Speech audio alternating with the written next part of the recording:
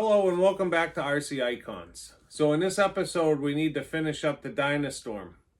So the Dyna Storm is a two-wheel drive racing buggy from Tamiya that was released December 8th, 1992. So this not video, but the car is literally 30 years old. Like right now. It's right now it's December 2nd, 2022. So in 6 days, of course, it'll be probably a month past by the time you see this video, but it'll be exactly 30 years old. So this is not an original. This is a rere that came out in 2001. So basically on the 10th anniversary or there around, Tamiya decided to rere this kit. And it's the only time that they've reread the kit. It's never been released again. They never did another run of it. They never reread it again. So even it being released in 2001, it hasn't been released in 21 years. So this is not an original. I do have an original, and I've got another rere kit. The original will stay new in box, but the other rere kit's going to become a 211 tribute. And then this is going to be my shelfer. So if you're not familiar with the Dyna Storm, it's probably the highest end two-wheel drive buggy Tamiya ever did that's non-TRF. Absolutely awesome. Unbelievable car. It's got the multi-disc control slipper clutch on it. It's got a butter smooth ball diff. UJ's in the rear, obviously two-wheel drive. There's nothing in the front. Comes completely ball raced. So smooth. FRP chassis. Full FRP chassis. So yeah, this was a premier car from Tamiya back in the day, and it actually still is, and it's a very sought after car even today in the vintage market. So the purpose of this video is to get the body done. So we built the chassis in the last video, but we need to get the box art body done in this video. So I'm going to bring the camera over and I'll show you the chassis that we built in the last video, and then I'll show you the body and decals that we need to get painted up and done in this video to finish the car off. So let me get the camera positioned over here and I'll show you what we've got. All right, so now that I have you in position, this is the Dyna Storm we built in the last video. It's got the true Spire spike tires. Wish we still had those. So FRP top brace, battery tray, and chassis. Obviously, with it being a new build, this thing's going to be 100% mint. It's got the blue high cap Teflon coated shocks, and this thing is absolutely unbelievable. It is so smooth. So yeah, if you haven't seen that video, check it out. It's in my video log. You'll find it. What a pleasure it was to build that. I just decided on a Sunday afternoon that I wanted to build a Dyna Storm. So I ripped one out and built it. And it was absolutely epic. It only took me, I don't know, maybe 4 hours to put that chassis together, but it was an awesome 4 hours. So now we need to get it done. So we've got the original Dyna Storm body, no protective film, paper thin. It's stamped Dyna Storm 1992, made in Japan. It's got a little bit of mildew on it. I'm not sure if it's on the inside or the outside, but we'll absolutely get that washed. And then we've got our Dyna Storm wing. One of the best wing side shapes of any Tamiya car ever, in my opinion. Same thing, no protective film.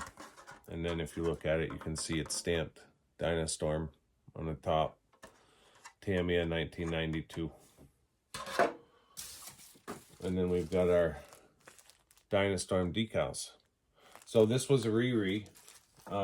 Again, still 21 years old. I'd love it for them to do another run of them, to be honest. It'd be nice to be able to buy one for an affordable price because these things are just out of control. but it is what it is. I'd buy one just to have it sitting around, just for a rainy day if I feel like building one. My original will never get built. That'll stay new in box as part of my new in box collection. The only way I would build it is if I get another original.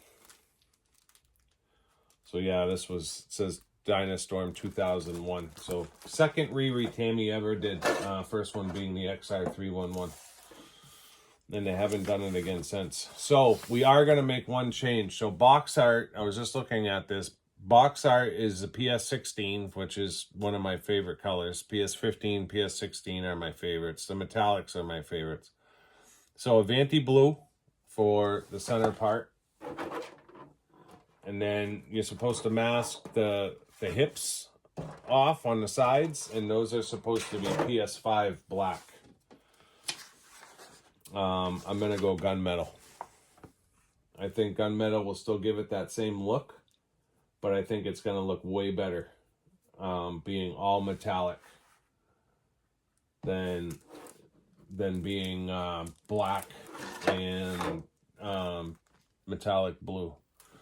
And then it looks like the sticker that separates the two, the masking sticker, is white. So I'm not even sure that I'll fit that. So it's right here. I'm not even sure that I'll fit that. I'm toying with the notion of, in all honesty, of putting that line in with like 2 mil Tamiya masking tape, curved masking tape, and then mask off the gunmetal, shoot the blue, mask off the blue, leaving that piece, shooting the gunmetal, and then taking that piece off at the end and shooting that line, backing the whole thing in silver, which would essentially, or light gunmetal, which would essentially make that line in paint, and it would be either silver or light gunmetal. I may try to pull that off, to be completely honest. Now, some of you are probably like, you're crazy, but I'm really trying to up my paint game with airbrushing and with liquid mask and all that stuff. I think I can pull it off, to be completely honest, and still use rattle cans. Like I'm in the middle of making the shift from rattle cans to airbrush. I'd want to be 100% airbrushing stuff, but it's hard because I still haven't figured out, like, is the metallic blue from Proline the same as the PS16? And I really want some of those colors to be dead on before I start messing around with it. So I don't want to shoot this with my airbrush metallic blue and then have it be a shade off from the PS16. So I'm still going to rattle can it, but I may do that in paint instead of decal. The hell, right? You only live once. So I am going to get the body cut out and fit and probably start getting this masked up, and then I'll bring you back pre-paint to show you what I've done, and yeah, we'll just take it one step at a time as usual. So I'll see you back here in just a second. All right, so body's cut out. I have the wing mask. The body's on the car. I haven't put the wing on yet because I don't feel like digging the wing mounts out just to put it on and rip it back off. Body fits fine. There's no masking on the body. There's decals for the windows. It's supposed to give it a smoke effect. We'll fit them. I don't know if we'll keep it smoked or if we'll cut them out clear. Probably, it'll probably end up staying smoked because it's like a light gray color. It'll look like the gunmetal we're going to use. So the wing, like I do with a lot of my wings, because there's no transparent film on this, the underside is ready for paint. The top side is masked. The outside of the wing is masked. The inside of the wing will get painted. So it'll be shiny on the outside, although it's shiny anyways because of the decal. The decal's clear. in black, which gives you that blue and black effect. But we paint the inside. I definitely don't want the top of the wing to be flat, so that's why the top's masked. So inside outside situation, like a lot of times with wings, they don't give you any masking instructions in the book at all. They tell you to paint the outside of the wing complete. So the outside of the wing here would get painted, but then it would be dull, but then a decal would go over it to make it flash. So I probably wasted my time with the masking, but it's fine. It's just something I'm used to doing anyways. So I'm going to get this painted up, and I'll bring you back when it's time for decals. See you in a second. Oh, I got to mask that line. I want to mask that line and try to pull off that silver or gunmetal stripe. So maybe I'll bring you back here in a second with that line masked. Forgot all about it. All right. I've got the tape on, so of course when I paint this, I'm going to have to be really light coats against this curved masking tape. And then try to really make sure that these corners are pressed in, because I can't have any leaks. Any leaks means a decal. So that's that side. That's that side. And then I don't know if you can really see it on film with all the crap behind it, but I've held it up and to make sure that those two lines are perfect and meeting each other on both sides. So I'm going to go do a quick wipe down on the inside, or I'll do it right here probably with just some alcohol wipes, and get this cleaned up and ready to go. And then I'm going to go get some paint on it. So I'll see you back here with a painted car.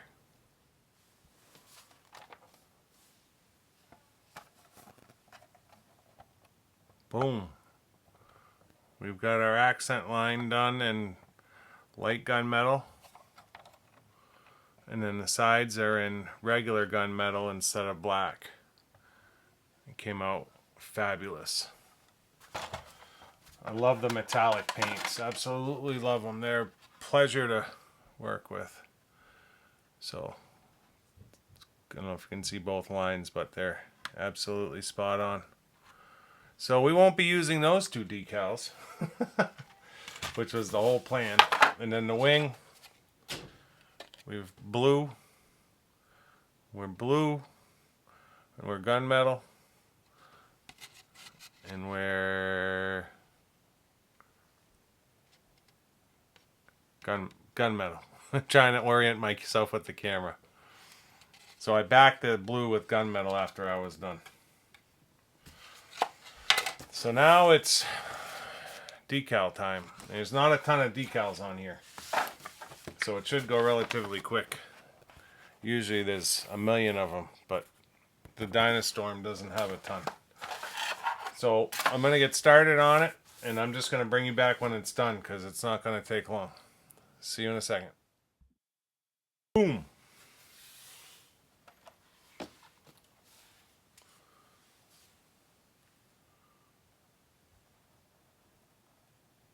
This car is awesome.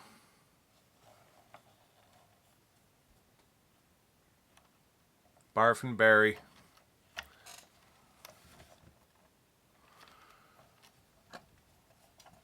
So this thing was just an awesome car to build from start to finish.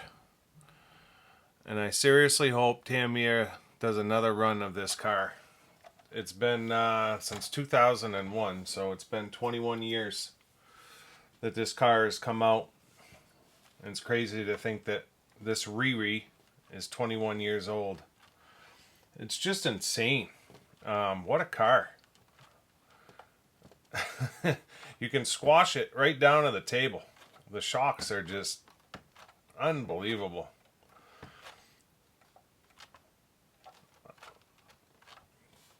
Unbelievable. So yeah, I think that paint looks so much better than the box art black, to be honest, with that gunmetal and then that light gunmetal stripe.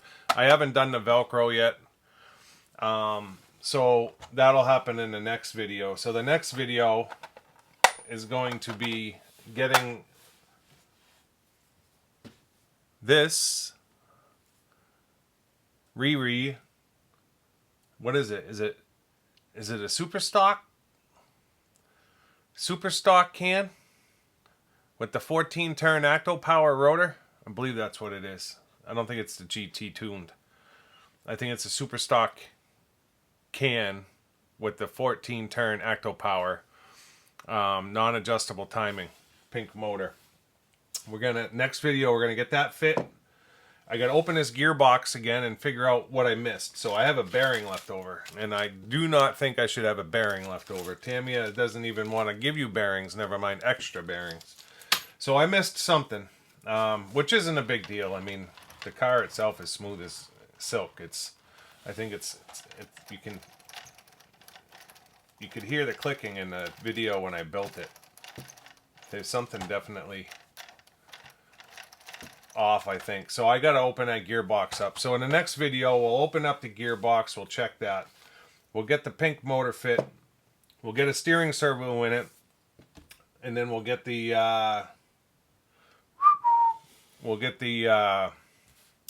receiver in it, and we'll get it out for a quick blast.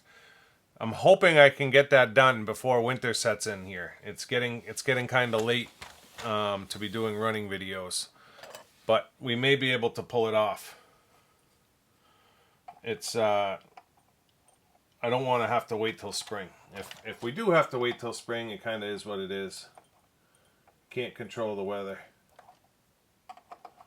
Sorry, this what's left of that tab is just driving me crazy. There we go. The bumper tab from the sprue. My side cutters, these side cutters from Tamiya, cut so flush that 90% of the time you don't even have to get the pip off. There's nothing left.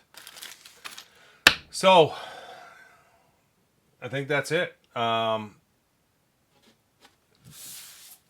The decals that are left over, that you get a ton of extra decals in this kit. There's not a lot on the car. But obviously it's full sheet. So we have our accent lines that we painted, and then there's some Hypercam Engineering blue ones that aren't used. They probably are supposed to go on the black if you were going to put them on, but they're not in the box art. And then you've got some RPM and some GR Racing Fuel ones that are left over. And then you have this whole bottom part of the sheet. So there's a bunch of Tamiya stickers, Team Tamiya sleeve damper stickers. So you end up with quite a few extras that aren't box art, which is cool. So let me get this cleaned up, and I'll bring you back for a quick closing, and we'll wrap this video up. See you in a second.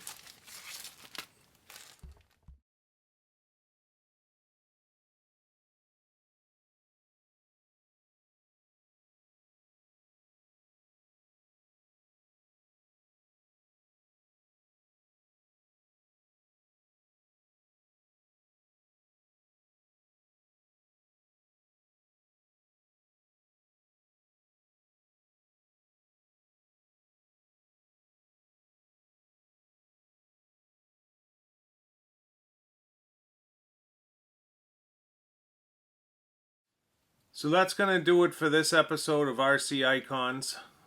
The Tamiya Dyna Storm. Absolutely unbelievable. 30 years old, this car.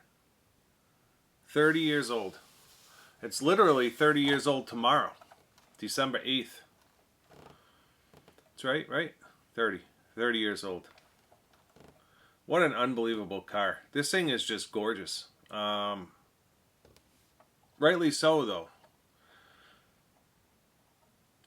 A lot of people consider it the best two-wheel drive car Tamiya ever made, non-TRF. I've never driven one, but from the looks department, unreal. And then I've driven Dyna Blaster, right? So I know this thing's going to be unreal. Unbelievable. I don't know, I'm going to have to figure out, I've got another set of these tires so I can run the fronts. The wheels are still available because of the Super Astute. I'm gonna have to put, I'll probably just put some square spike tires on the rear for the run, because I don't want to run the Spire spike. But we'll figure that out in the next episode. So I hope you guys like this build so far. You have to let me know in the comments what you think of the paint with the metallic blue and gunmetal with that light gunmetal stripe instead of using a decal. I think it looks so much better than the black and white stripe, but that's just me. You guys will have to tell me what you think. The painting skills are getting better and better every car, and I haven't even started with the airbrush yet. That's about to start. I've got everything here now. I've got my exhaust, my station that exhausts everything out. All my paints are here, my airbrush is here. I've been playing with liquid mask and using different ones. This one I just used the curved masking tape for that stripe, 2mm. Put it right where I wanted it, made sure it was lined up nice, and then I painted the blue and masked off the gunmetal, and then I just gunmetaled the whole thing. Pulled the curved masking tape off and had a nice clean line on both sides for the light gunmetal to go on last. It was actually pretty easy. But yeah, looking forward to getting into the airbrush. But anyways, if you're not already subscribed, make sure you subscribe so you can see me evolve as a painter. But also, I don't want you to miss the next video where we get this thing up and running and hopefully out for a run before winter gets here. Because that's going to be awesome and you're not going to want to miss it. So yeah, give me a thumbs up. Let me know you liked the video. Let me know in the comments what you think. And until next time, we'll see you soon. Thanks.